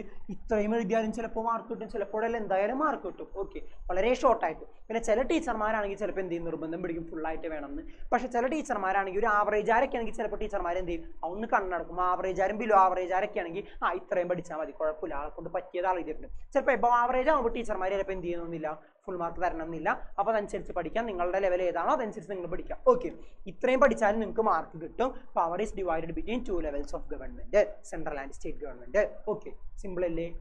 അപ്പോൾ ഫെഡറലിസം എന്താണെന്ന് കിട്ടിയില്ലേ, അധികാരത്തെ രണ്ട് തല സർക്കാരിനിടയിലേക്ക് വീതിച്ചെടുത്തിരിക്കുന്നു, വിതരണം ചെയ്തെടുത്തിരിക്കുന്നു. ഓക്കെ, അതാണ് എന്ന് പറയുന്നത് ഫെഡറലിസം എന്ന് പറയുന്നത്. അതിനെയാണ് മക്കളെ എന്ത് പറയുന്നത്, ഫെഡറലിസം എന്ന് പറയുന്നത്. നോക്കാം. Basic features of the federalism are considered to be written and rigid constitution, division of powers and independent judiciary. ഇതെല്ലാമാണ് ബേസിക് ഫീച്ചേഴ്സ്. ഇന്ത്യൻ ഫെഡറലിസത്തിന്റെ ബേസിക് ഫീച്ചേഴ്സ് എന്ന് പറഞ്ഞാൽ എന്താണ്, റിട്ടൺ ആൻഡ് റിജിഡ് കോൺസ്റ്റിറ്റ്യൂഷൻ, എഴുതപ്പെട്ടതും ഉറപ്പുള്ളതും ശക്തവുമായ ഭരണഘടനയാണ്. ഏത് ഭരണഘടന? നമ്മുടെ ഇന്ത്യൻ ഭരണഘടന. പിന്നെ എന്താണ്, ഡിവിഷൻ ഓഫ് പവർ. നമ്മൾ പറഞ്ഞതുപോലെ രണ്ട് സർക്കാരിനും, കേന്ദ്ര സർക്കാരിനും സംസ്ഥാന സർക്കാരിനും ഇടയിൽ അധികാരത്തെ എന്ത് ചെയ്യുന്നു, വിതരണം ചെയ്തിരിക്കുന്നു. പിന്നെ ഇൻഡിപെൻഡന്റ് ജുഡീഷ്യൽ, നമ്മൾ പറഞ്ഞ പോലെ തന്നെ സ്വാതന്ത്ര്യമുള്ള ഒരു നീതിന്യായ വ്യവസ്ഥ, ആരാലും സ്വാധീനിക്കപ്പെടാത്ത ഒരു നീതിന്യായ വ്യവസ്ഥ, കോടതി സംവിധാനങ്ങൾ. ഇതെല്ലാമാണ് എന്തെന്ന് പറയുന്നത് ഫെഡറലിസത്തിന്റെ, ഇന്ത്യൻ ഫെഡറലിസത്തിന്റെ ബേസിക് ഫീച്ചേഴ്സ് ആയിട്ട് നമുക്ക് പറയാനുള്ളത്. Okay, yes. അടുത്ത വളരെ പ്രധാനപ്പെട്ട ഒരു ചോദ്യമാണ്. നമുക്ക് ഈ ഒരു ചോദ്യത്തിന് 4 മുതൽ 6 മാർക്കിന് വരെ പ്രതീക്ഷിക്കാം. 4 മുതൽ 6 മാർക്കിന് വരെ പ്രതീക്ഷിക്കേണ്ട ഒരു ചോദ്യമാണ് മക്കളെ, features of Indian federalism. Indian ഫെഡറലിസത്തിന്റെ ഫീച്ചേഴ്സ്, സവിശേഷതകൾ എന്തെല്ലാം 4 മുതൽ 6 മാർക്കിന് ചോദിക്കാം. അതുകൊണ്ട് ഏറ്റവും കൂടിയത് നമ്മളൊരു 6 പോയിന്റ് എന്തായാലും പഠിക്കണം. ഏറ്റവും കൂടിയത് ഒരു 6 പോയിന്റ് പഠിക്കണം. 6 മാർക്കിന് ചോദിച്ചാൽ 6 പോയിന്റ് എഴുതിയാലേ 6 മാർക്ക് ഇവിടെ നിന്ന് കിട്ടുള്ളൂ. വളരെ സിമ്പിൾ ആണ്. ചെറിയ ചെറിയ പോയിന്റ് നോക്കി പഠിച്ചാൽ മതി. ഏറ്റവും എളുപ്പമുള്ള പോയിന്റ്സ് ആദ്യം ഞാൻ എന്ത് ചെയ്തുതരാം, പറഞ്ഞുതരാം. നിങ്ങൾ എന്തായാലും എല്ലാം പഠിക്കാൻ പോകണില്ല, അതുകൊണ്ട് എല്ലാം എക്സ്പ്ലെയിൻ ചെയ്ത് സമയം കളയണ്ട. നമുക്ക് ഏറ്റവും എളുപ്പമുള്ള ഒരു 6 പോയിന്റ് നോക്കി നമുക്ക് എന്ത് ചെയ്യാം, പഠിക്കാം. ഓക്കെ, ഒന്നാമതാണ് common constitution for centre and state. കേന്ദ്ര സർക്കാരിനും സംസ്ഥാന സർക്കാരിനും ഒരേ ഭരണഘടന, കോമൺ കോൺസ്റ്റിറ്റ്യൂഷൻ. അല്ലാതെ കേന്ദ്ര സർക്കാരിന് ഒരു ഭരണഘടന, സംസ്ഥാന സർക്കാരിന് വേറൊരു ഭരണഘടന, അങ്ങനെയാണോ? അല്ല. കേന്ദ്ര സർക്കാരിനായാലും സംസ്ഥാന സർക്കാരിനായാലും ഉള്ളത് ഒരേ ഭരണഘടന തന്നെയാണ്, കോമൺ കോൺസ്റ്റിറ്റ്യൂഷൻ തന്നെയാണ്. അതാണ് പറയുന്നത് common constitution for central and state government. Okay, yes. രണ്ടാമതാണ് സോവർണിറ്റി ഓഫ് ദി കോൺസ്റ്റിറ്റ്യൂഷൻ, പരമാധികാരം. സോവർണിറ്റി എന്ന് പറഞ്ഞാൽ പരമാധികാരം, എല്ലാത്തിനേക്കാളും വലിയ അധികാരമാണ് പരമാധികാരം. കോൺസ്റ്റിറ്റ്യൂഷന്റെ പരമാധികാരം, ഭരണഘടനയ്ക്ക് അനുസരിച്ചല്ലാതെ ഈ രാജ്യത്ത് ഒരു ഗവൺമെന്റിനും പ്രവർത്തിക്കാൻ സാധിക്കില്ല. അതുകൊണ്ടാണ് ഭരണഘടനയാണ് പരമാധികാരി എന്ന് പറയുന്നത്. ഭരണഘടന പരമാധികാരി ആയതിനാൽ ഭരണഘടനയിൽ പറയുന്നത് പോലെ സർക്കാരുകൾക്ക് പ്രവർത്തിക്കാൻ പറ്റുള്ളൂ. ഇല്ലാതെ ഭരണഘടനയെ പറയാത്തൊരു കാര്യം സർക്കാരിന് ചെയ്യാൻ പറ്റില്ല, പ്രവർത്തിക്കാൻ പറ്റില്ല, അങ്ങനെ പ്രവർത്തിക്കാൻ പാടില്ല. അതുകൊണ്ട് തന്നെയാണ് ഭരണഘടനയാണ് പരമാധികാരി, സോവർണിറ്റി ഭരണാധികാരി, കോൺസ്റ്റിറ്റ്യൂഷൻ ആണ്, ഭരണഘടനയ്ക്കാണ് എന്ന് നമ്മൾ പറയുന്നത്. അപ്പോൾ 2 പോയിന്റ് പഠിച്ചു. ഒന്നാമതാണ് common constitution for central and state government, രണ്ടാമതാണ് സോവർണിറ്റി ഓഫ് ദി കോൺസ്റ്റിറ്റ്യൂഷൻ. മൂന്നാമത്തത് സിംഗിൾ സിറ്റിസൺഷിപ്പ്, ഒരു രാജ്യത്ത് പൗരത്വം. ഓക്കെ, ഇന്ത്യയിൽ പൗരത്വമുള്ള ഒരാൾക്ക് വേറൊരു രാജ്യത്ത് പൗരത്വം എടുക്കണമെങ്കിൽ ഇന്ത്യയിലെ പൗരത്വം ചിലപ്പോൾ റദ്ദായി പോകും. ഓക്കെ, അതുകൊണ്ട് സിംഗിൾ സിറ്റിസൺഷിപ്പ് ആണ്. ഇന്ത്യയിൽ അങ്ങനെ ഒരുപാട് പൗരത്വങ്ങളുള്ള രാജ്യം, അല്ലെങ്കിൽ വേറൊരു രാജ്യത്ത് പൗരത്വമുള്ള ഒരാൾക്കൊന്നും ഇന്ത്യയിൽ പൗരത്വം എടുക്കാൻ സാധിക്കില്ല. അപ്പോൾ ആ സിംഗിൾ സിറ്റിസൺഷിപ്പ് ആണ് ഇവിടെ ഉള്ളത്, ഇന്ത്യയിൽ ഉള്ളത്. അടുത്ത നമ്മൾ വളരെ എളുപ്പത്തിൽ പറഞ്ഞു bicameral legislature. Bicameral legislature, bicameral നമ്മൾ നേരത്തെ പറഞ്ഞു 2 പാർലമെന്റ് മന്ദിരങ്ങളുണ്ട് അല്ലേ, ലോകസഭയും ഉണ്ട് രാജ്യസഭയും ഉണ്ട്. അപ്പോൾ ബൈക്യാമറൽ ആണ്, 2 തരത്തിലുള്ള പാർലമെന്റ് സിസ്റ്റം ആണുള്ളത്. ബൈക്യാമറൽ ലെജിസ്ലേച്ചർ ആണ് ഇവിടെ ഉള്ളത്, ഇന്ത്യയിലുള്ളത്. അപ്പൊ 4 പോയിന്റ് നമ്മൾ പഠിച്ചു, ഇനി 2 പോയിന്റ് കൂടിയും പഠിച്ചാൽ മതി അല്ലേ. അടുത്തതാണ് independent and impartial judiciary. Independent and impartial judiciary നമ്മൾ നേരത്തെ പറഞ്ഞ അതേ point, independent and impartial judiciary, സ്വതന്ത്രമുള്ളതും അതുപോലെ തന്നെ ആരാലും സ്വാധീനിക്കപ്പെടാത്തതുമായ നീതിന്യായ സംവിധാനം. സ്വാതന്ത്ര്യമുള്ളതും ആരാലും സ്വാധീനിക്കപ്പെടാത്തതുമായ നീതിന്യായ സംവിധാനമാണ് ഇന്ത്യക്കുള്ളത്. അപ്പോൾ അങ്ങനെ തന്നെ വേണം. അതാണ് ഫീച്ചേഴ്സ് ഓഫ് ഫെഡറലിസത്തിലെ മറ്റൊരു പോയിന്റ്. വേറൊരെണ്ണമാണ് division of power between centre and state. നമ്മളുടെ ഫെഡറലിസ്റ്റിന്റെ ഡെഫിനീഷൻ തന്നെ division of power between centre and state. ആ ഡെഫിനീഷൻ തന്നെ എഴുതി വെച്ചാൽ നമുക്കൊരു പോയിന്റ് കിട്ടും, ഒരു മാർക്ക് കിട്ടും. Division of power between central and state അത് എഴുതിയാൽ നമുക്ക് എന്ത് കിട്ടും? മാർക്ക് കിട്ടും. തന്നെയാണ് നമ്മുടെ ഡെഫിനീഷൻ പറഞ്ഞത് അല്ലേ? ഫെഡറലിസ്റ്റിന്റെ ഡെഫിനീഷൻ പറഞ്ഞു division of power between 2 levels of government. ആ 2 ലെവൽസ് ഓഫ് ഗവൺമെന്റ് ഏതാണെന്ന് അപ്പം തന്നെ പറഞ്ഞു, സെൻട്രൽ ഗവൺമെന്റും സ്റ്റേറ്റ് ഗവൺമെന്റ് ആണെന്ന് പറഞ്ഞു അല്ലേടാ? അപ്പൊ നോക്കിയേ, division of power between central and state government, ആ ഡെഫിനീഷൻ തന്നെ എഴുതി വെച്ചാൽ നമുക്ക് അവിടെ നിന്ന് എന്ത് കിട്ടും? ഒരു മാർക്ക് കിട്ടും. Features of Indian federalism. Okay, അപ്പോൾ ഫെഡറലിസം ഡെഫിനീഷൻ പഠിച്ചാൽ അതിൽ നമുക്ക് എന്ത് ഒപ്പിക്കാൻ പറ്റും? ഫീച്ചേഴ്സ് ഓഫ് ഫെഡറലിസത്തിലെ ഒരു പോയിന്റ് ഒപ്പിക്കാൻ പറ്റും. ഓക്കെ, ഏകദേശം 6 പോയിന്റ് ആയിട്ടുണ്ട്. ഇനി ഒരെണ്ണം കൂടി പഠിക്കണമെന്നുള്ളവർ എന്ത് ചെയ്യുക? ഇതുകൂടി പഠിക്കുക. ക്വാസി ഫെഡറൽ സിസ്റ്റം, അർദ്ധ ഫെഡറൽ സംവിധാനം എന്നാണ് പറയുന്നത്. അർദ്ധ ഫെഡറൽ സംവിധാനം, ക്വാസി ഫെഡറൽ സിസ്റ്റം. ഓക്കെ, അപ്പോൾ ഇത്രയും കാര്യങ്ങൾ അത് നോക്കി വെക്കുക. 6 മാർക്കിനായിരിക്കും ഇത് ചോദിക്കുക. വളരെ ഇമ്പോർട്ടന്റ് ആണ്. ഇങ്ങനെയുള്ള കാര്യങ്ങളൊന്നും സ്കിപ്പ് ചെയ്യരുത്. പ്രധാനമായിട്ട് ഇങ്ങനെയുള്ള ഇമേജസ് ഒക്കെ നമ്മൾ എന്ത് ചെയ്യണം? എന്തായാലും പഠിക്കണം. ടേബിൾസും ഇമേജസ് ഒക്കെ നമ്മൾ എന്ത് ചെയ്യണം? എന്തായാലും പഠിച്ചിട്ടുണ്ടാവണം. Okay, yes. അടുത്തതാണ് സെപ്പറേഷൻ ഓഫ് പവർ. നമുക്കറിയാം 8ാം ക്ലാസ്സിൽ നമ്മൾ പഠിച്ചിട്ടുണ്ട് ഇന്ത്യൻ ഭരണഘടന പ്രകാരം അധികാരങ്ങൾ എങ്ങനെയാണ് വിഭജിച്ചിരിക്കുന്നത്? Legislature, executive, judiciary. 3 ബ്രാഞ്ചാണുള്ളത് അല്ലേ? എന്തൊക്കെയാ? ലെജിസ്ലേച്ചർ ഉണ്ട്, എക്സിക്യൂട്ടീവ് ഉണ്ട്, ജുഡീഷ്യറി ഉണ്ട്. ലെജിസ്ലേച്ചറും എക്സിക്യൂട്ടീവും ജുഡീഷ്യറിയും ആണുള്ളത്. ഓക്കെ, 3 എന്തൊക്കെയാ? ലെജിസ്ലേച്ചർ ഉണ്ട്, എക്സിക്യൂട്ടീവ് ഉണ്ട്, ജുഡീഷ്യറി ഉണ്ട്. നോക്കാം. ഓക്കെ, ഇനി ഓരോന്ന് എന്താണെന്ന് പഠിക്കാം. ആദ്യത്തേതാണ് ലെജിസ്ലേച്ചർ. ആദ്യത്തേതാണ് നമ്മൾ പഠിക്കാൻ പോകുന്നത് ലെജിസ്ലേച്ചർ എന്താണെന്നാണ്. ആദ്യം നമ്മൾ പഠിക്കാൻ പോകുന്നത് എന്താ മക്കളെ? എന്താണ് ലെജിസ്ലേച്ചർ എന്നാണ് പഠിക്കാൻ പോകുന്നത്. നമുക്കറിയാം ലെജിസ്ലേച്ചർ നിയമനിർമ്മാണം, മലയാളത്തിൽ നിയമനിർമ്മാണം എന്ന് പറയും. എക്സിക്യൂട്ടീവിനെ മലയാളത്തിൽ കാര്യനിർവഹണം എന്ന് പറയും. ജുഡീഷ്യറിയെ മലയാളത്തിൽ നീതിന്യായം എന്നും പറയും അല്ലേ? നോക്കാം. അപ്പൊ ലെജിസ്ലേച്ചർ നിയമനിർമ്മാണം, ആ പേരിൽ തന്നെയുണ്ട്. നിയമങ്ങൾ നിർമ്മിക്കുന്നത് അല്ലെ? ആ നിയമങ്ങൾ ഇന്ത്യയിൽ നിർമ്മിക്കുന്നത് ആരാണ്? ഇന്ത്യയിലെ നിയമങ്ങൾ എല്ലാവർക്കും നിർമ്മിക്കാൻ പറ്റുമോ? എനിക്കും നിങ്ങൾക്കൊക്കെ വന്ന് നിർമ്മിക്കാൻ പറ്റുമോ? വെറുതെ വഴി കൂടി പോണ ആർക്ക് വേണമെങ്കിലും ഇന്ത്യയിൽ ഏത് നിയമം വേണമെങ്കിലും നിർമ്മിക്കാൻ പറ്റുമോ? ഇല്ല. ഇന്ത്യയിൽ നിയമങ്ങൾ നിർമ്മിക്കാനുള്ള അധികാരം ആർക്കാണ് മക്കളെ? പാർലമെന്റിനാണ്. ഇന്ത്യയിൽ നിയമങ്ങൾ നിർമ്മിക്കാനുള്ള അധികാരം ആർക്കാണ്? പാർലമെന്റിനാണ്. അതാണ് പറയുന്നത് legislative body of India is parliament. ഇന്ത്യയിലെ നിയമനിർമ്മാണ സഭ ഏതാണ്? പാർലമെന്റ് ആണ്. ഇന്ത്യയിലെ നിയമനിർമ്മാണ സഭ ഏതാണ് മക്കളെ? പാർലമെന്റ് ആണ്. നോക്കാം. ഇനി primary responsibility of the parliament is to make laws of the country. രാജ്യത്തെ നിയമങ്ങൾ നിർമ്മിക്കുക എന്നുള്ളതാണ് എന്തിന്റെ പ്രധാന ദൗത്യം അല്ലെങ്കിൽ എന്തിന്റെ പ്രധാന ഉത്തരവാദിത്തം? പാർലമെന്റിന്റെ പ്രധാന ഉത്തരവാദിത്തം. അപ്പോൾ ഇന്ത്യയിലെ നിയമനിർമ്മാണ സഭ പാർലമെന്റ് ആണ്. ഈ പാർലമെന്റിന്റെ പ്രധാന ഉത്തരവാദിത്തം എന്താണ്? ഇന്ത്യയിലെ വേണ്ട അല്ലെങ്കിൽ ഇന്ത്യ മഹാരാജ്യത്തേക്ക് വേണ്ട നിയമങ്ങൾ നിർമ്മിക്കുക എന്നുള്ളതാണ്. ഇന്ത്യ മഹാരാജ്യത്തെ കൊണ്ട് നിയമങ്ങൾ നിർമ്മിക്കാനുള്ള അധികാരം പാർലമെന്റിനാണ്. നോക്കാം. ഇനി ഇന്ത്യയിലെ പാർലമെന്റ് എന്ന് പറഞ്ഞാൽ എന്താണ്? ബൈക്യാമറൽ ലെജിസ്ലേച്ചർ ആണ്. ഇതോടകം നിങ്ങൾ അത് പഠിച്ചിട്ടുണ്ടാവും. ബൈക്യാമറൽ ലെജിസ്ലേച്ചർ അല്ലെ? എന്താണ്? 2 പാർലമെന്റ് ഹൗസ് ഉണ്ട്, 2 മന്ദിരങ്ങളുണ്ട്. ഏതൊക്കെയാ? ലോക്സഭയും രാജ്യസഭയും. എന്തൊക്കെയാടാ? ലോക്സഭയും ഉണ്ട്, രാജ്യസഭയും ഉണ്ട്. ഇനി state legislature is responsible to make laws in state. നമ്മുടെ സംസ്ഥാനങ്ങളിൽ നിയമങ്ങൾ നിർമ്മിക്കുന്ന അധികാരം ആർക്കാണ്? സ്റ്റേറ്റ് ലെജിസ്ലേറ്റീവ് അസംബ്ലിക്കാണ് അല്ലേ? നമ്മുടെ നിയമസഭാ മണ്ഡലങ്ങൾക്കാണ്. കേരളത്തിലെ നിയമങ്ങൾ ചിലപ്പോൾ ചില നിയമങ്ങൾ എന്താണ്? സംസ്ഥാന തലത്തിൽ രൂപീകരിക്കേണ്ടി വരും. ആ സംസ്ഥാന തലത്തിൽ സംസ്ഥാനത്തിനകത്തേക്ക് വേണ്ട നിയമങ്ങൾ രൂപീകരിക്കാൻ സംസ്ഥാന നിയമസഭകൾക്ക് അധികാരമുണ്ട്. സംസ്ഥാനത്തിന് അകത്തേക്ക്, സംസ്ഥാനത്തിന്റെ ഉള്ളിൽ, കേരളത്തിന്റെ ഉള്ളിലുള്ള നിയമങ്ങൾ നിർമ്മിക്കാൻ കേരള നിയമസഭയ്ക്ക് അധികാരമുണ്ട്. അതുപോലെ തമിഴ്നാട്ടിലെ നിയമങ്ങൾ നിർമ്മിക്കാൻ തമിഴ്നാട് നിയമസഭയ്ക്ക് അധികാരമുണ്ട്. മധ്യപ്രദേശിലെ നിയമങ്ങൾ രൂപീകരിക്കാൻ മധ്യപ്രദേശ് നിയമസഭയ്ക്ക് അധികാരമുണ്ട്. ഓക്കെ, ഓരോ സംസ്ഥാനത്തിനകത്തും നിയമങ്ങൾ രൂപീകരിക്കാൻ അതത് സംസ്ഥാനങ്ങളിലെ നിയമസഭകൾക്ക് അധികാരമുണ്ട്. അപ്പോൾ ലെജിസ്ലേച്ചറിനെ കുറിച്ച് ഇത്രയും കാര്യങ്ങൾ മനസ്സിലാക്കുക. ഇന്ത്യൻ ലെജിസ്ലേറ്റീവ് ബോഡി ആയിട്ടുള്ളത് പാർലമെന്റ് ആണ്. പാർലമെന്റിന്റെ പ്രധാന ഉത്തരവാദിത്തം ഇന്ത്യയിലേക്ക് വേണ്ട നിയമങ്ങൾ രൂപീകരിക്കലാണ്. ഇന്ത്യയിലെ പാർലമെന്റ് എന്ന് പറഞ്ഞാൽ ബൈക്യാമറൽ ലെജിസ്ലേച്ചർ ആണ്. അതിൽ ലോകസഭയും രാജ്യസഭയും ഉണ്ട്. ഇനി ഓരോ സംസ്ഥാനത്തിന് അകത്തേക്കും വേണ്ട അല്ലെങ്കിൽ ഓരോ സംസ്ഥാനത്തിന് ഉള്ളിലേക്ക് വേണ്ട നിയമങ്ങൾ രൂപീകരിക്കുന്നത് സംസ്ഥാന നിയമസഭകളാണ്. Okay, yes. ഇനി നമ്മൾ നോക്കേണ്ട അടുത്ത പോയിന്റ് ആണ് മെയിൻ ഫങ്ഷൻസ് ഓഫ് പാർലമെന്റ് അല്ലെങ്കിൽ ഫങ്ഷൻസ് ഓഫ് ലെജിസ്ലേച്ചർ. രണ്ട് തരത്തിലും ചോദ്യങ്ങൾ വരാം. ചോദ്യങ്ങൾ എങ്ങനെ വന്നാലും മാറിപ്പോകാൻ പാടില്ല. ഫങ്ഷൻസ് ഓഫ് ലെജിസ്ലേച്ചർ എന്നും ഫങ്ഷൻസ് ഓഫ് പാർലമെന്റ് എന്നും തിരിച്ചും മറിച്ചും ചോദിക്കും. അപ്പൊ നമ്മൾ എന്ത് ചെയ്യണം? ജോർജ് കുട്ടി പറഞ്ഞതുപോലെ എങ്ങനെ ചോദിച്ചാലും ഒരേ ഉത്തരം പറയണം. ആരാ ജോർജ് കുട്ടി? ദൃശ്യത്തിൽ അല്ലേ? പോലീസുകാർ തിരിച്ചും മറിച്ചും ചോദിക്കും, നമ്മൾ ഒരേ ഉത്തരം പറയണം. അതുപോലെ തന്നെ ഫങ്ഷൻസ് ഓഫ് ലെജിസ്ലേച്ചറും ഫങ്ഷൻസ് ഓഫ് പാർലമെന്റും ചോദിച്ചാലും നമ്മൾ എന്തേ ചെയ്യാൻ പാടുള്ളൂ? ഒരേ ഉത്തരമേ എഴുതി വെക്കാൻ പാടുള്ളൂ. ഒന്നാമത്തത് എല്ലാവർക്കും അറിയാം, ലോ മേക്കിംഗ്. ഇപ്പൊ തന്നെ നമ്മൾ പറഞ്ഞതാണ് അല്ലേ? എന്താ? നിയമനിർമ്മാണം. പാർലമെന്റിന്റെ ആദ്യത്തെ ഫംഗ്ഷൻ എന്താണ്? നിയമങ്ങൾ നിർമ്മിക്കലാണ്. രണ്ടാമത്തേത് ടു കൺട്രോൾ എക്സിക്യൂട്ടീവ്, കാര്യനിർവഹണത്തെ നിയന്ത്രിക്കുക. ഇവരുണ്ടാക്കുന്ന നിയമം നടപ്പിലാക്കുന്നത് ആരാണ്? എക്സിക്യൂട്ടീവ് ആണ് അല്ലേടാ? ഉണ്ടാക്കുന്ന നിയമം നടപ്പിലാക്കുന്നത് ആരാണ്? എക്സിക്യൂട്ടീവ് ആണ്. ആ നിയമങ്ങൾ നടപ്പിലാക്കുന്നവരെ നിയന്ത്രിക്കാനുള്ള അധികാരം ആർക്കുണ്ട്? പാർലമെന്റിനുണ്ട്. ആ നിയമങ്ങൾ ഉണ്ടാക്കുന്നവരെ നിയന്ത്രിക്കാനുള്ള അധികാരം ആർക്കുണ്ട്? പാർലമെന്റിനുണ്ട്. അടുത്തതാണ് act as A custodian of public treasury, പൊതു സ്വത്തിന്റെ കാവൽക്കാരനായി നിലകൊള്ളാം. നമ്മളുടെ സ്വത്ത്, നമ്മുടെ നികുതി പണം വെച്ചിട്ടാണല്ലോ സർക്കാരിന്റെ കാര്യങ്ങൾ ചെയ്യുന്നത്. കേന്ദ്ര സർക്കാരായാലും സംസ്ഥാന സർക്കാരായാലും നമ്മുടെ നിന്ന് മേടിക്കുന്ന നികുതി പണം വെച്ചിട്ടാണ് അവർ കാര്യങ്ങൾ നിയന്ത്രിക്കുന്നത് അല്ലേ? അപ്പോ അങ്ങനെ ചെയ്യുമ്പോൾ അതിനൊരു കാവൽക്കാരൻ വേണം അല്ലേ?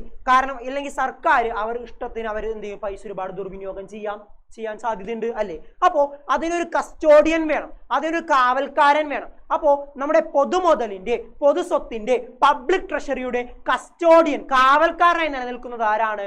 പാർലമെന്റ് തന്നെയാണ്. പൊതു സ്വത്തിന്റെ കസ്റ്റോഡിയൻ, കാവൽക്കാരനായി നിലനിൽക്കുന്നത് ആരാ മക്കളെ? പാർലമെന്റ് ആണ്. നോക്കാം. അടുത്താണ് participate in presidential and vice presidential election. പ്രസിഡന്റിനെ തെരഞ്ഞെടുക്കുന്ന, രാഷ്ട്രപതിയെ തെരഞ്ഞെടുക്കുന്ന തെരഞ്ഞെടുപ്പിലായാലും അതുപോലെ ഉപരാഷ്ട്രപതി, വൈസ് പ്രസിഡന്റിനെ തെരഞ്ഞെടുക്കുന്ന തെരഞ്ഞെടുപ്പിലായാലും പങ്കെടുക്കാം, പാർട്ടിസിപ്പേറ്റ് ചെയ്യാനുള്ള അധികാരം ആർക്കുണ്ട്? പാർലമെന്റിനുണ്ട്. കാരണം നമ്മുടെ പ്രസിഡന്റിനെയും വൈസ് പ്രസിഡന്റിനെയും തെരഞ്ഞെടുക്കുന്നത് ആരല്ല? നമ്മളല്ല. അതെല്ലാം നമ്മൾ വിജയിച്ചിട്ട് MP-മാരും MLA-മാരും ഒക്കെയാണ്.